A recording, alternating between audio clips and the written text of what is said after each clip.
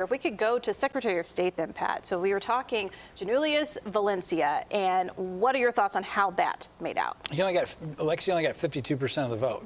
So it means he coming out of this primary is not a strong candidate. He did the same thing in 2010. Remember, it was a very divisive primary, and he kind of limped out of it, and he never really recovered. I think for him not to do better in that primary, given the resources and endorsements he had, I think is a good sign for the Republican So did she, candidate. though. I mean, she had both senators and Governor Pritzker and Jesse White himself. Right, but I think Alexi, if he was a strong candidate, would have done better. And those people, the 40-some% that weren't with him, I think maybe aren't going to be too enthused about being behind him in the general. All right, we do need to point out that your cousin is running on the Republican side of this race, so full disclosure on that. But we're related to everybody, Joe.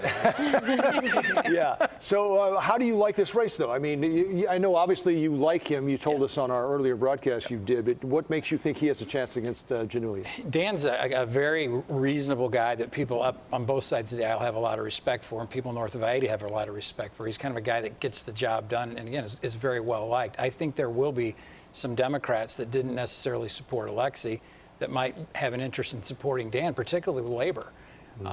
Those folks really like Dan. He's just a guy, and I think he's got a good message to say, we need at least one Republican constitutional officer to serve as a check on the. I think that we can't discredit Alexi, though, because he was a statewide officer. And for those who were tired of this. When he was 30.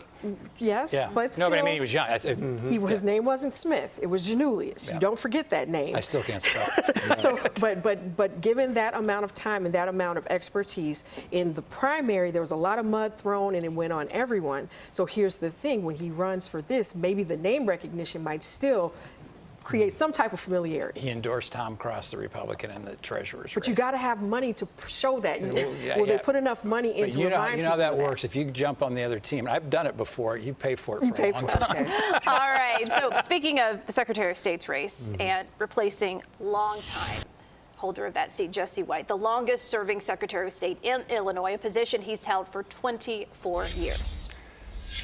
There are the results. We showed you the Democratic side, and let's get the Republican side up as well. We talked about Pat's cousin. Well, that's back to the D's, but No, Pat's cousin. That's cousin Dan. Is it? We're all good-looking guys. Oh, there it is, right there. I was looking to the left. Okay. Losing mine. All right, so we do have Charlie DeMar actually for us, right, covering the Giannoulias campaign, and he joins us now. Hey, Charlie.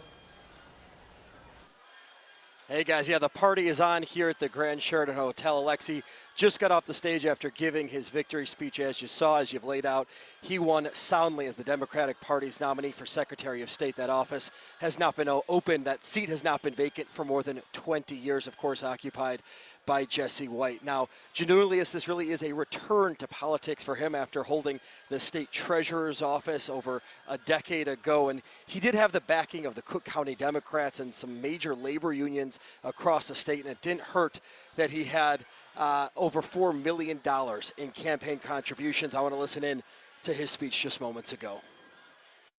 To regain your trust, government has to respect how valuable your time is. That is why I'm going to end the time tax and make sure you spend less time in line or filling out forms that cut through the red tape and bureaucracy. And along with a platform of ethics, Giannoulias also ran on the platform of modernizing the Secretary of State office. He just alluded to touched on it, that he really wants to cut the time people wait in lines at the DMV, allow people to sign up for appointments. Of course, we will see how all this plays out. All eyes now on the general election, guys. All right. Thank you, Charlie. From Charlie and Giannoulias, we are going to flip now to another candidate in that race, and that's Anna Valencia. She's making comments right now. Here, Local 1. Karen Kent, Rashonda, thank you. Rashonda fought for me so hard behind closed doors at the AFL-CIO endorsement. We held that endorsement off for 6 times in a row. And our city treasurer, Melissa Conyers-Irving.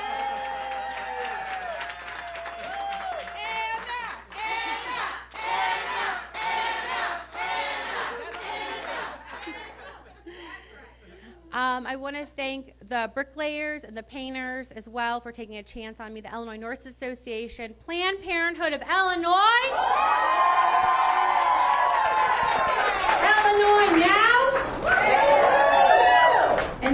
many other influential organizations and leaders across the state and nation. Thank you, thank you, thank you.